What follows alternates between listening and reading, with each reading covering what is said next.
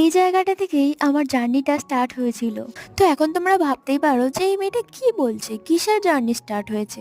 আবার কেউ কেউ হয়তো এই জায়গাটা দেখে বুঝেও গেছো যে আমি কোন জার্নির কথা বলছি। এটা সেই জায়গা যেটা নিয়ে আমি ছোটবেলা থেকেই অনেক অনেক স্বপ্ন দেখতাম। সত্যি কথা বলতে ছোটবেলা থেকে অনেক ইচ্ছে ছিল যে বড় হয়ে অনেক বড় একটা মেকআপ আর্টিস্ট হব, অনেক বড় একটা জায়গায় যাব। এই জায়গাটা থেকেই আমি মেকআপ শিখেছিলাম, মানে ম্যামের কাছ থেকে আমি মেকআপ শিখেছিলাম।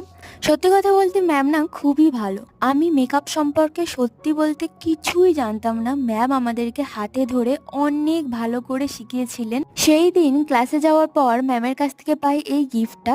বেশ কয়েক মাস আগেই আমার মেকআপ কোর্স কমপ্লিট হয়ে গেছে। সেই দিন গিয়েছিলাম ম্যামের সাথে দেখা করতে। তো ক্লাসে ম্যাম আরো অনেক অ্যাডভান্স টেকনিক্সের ব্যাপারে আমাদের নলেজ দিচ্ছিলেন, সেগুলোও আমরা শুনে নিলাম।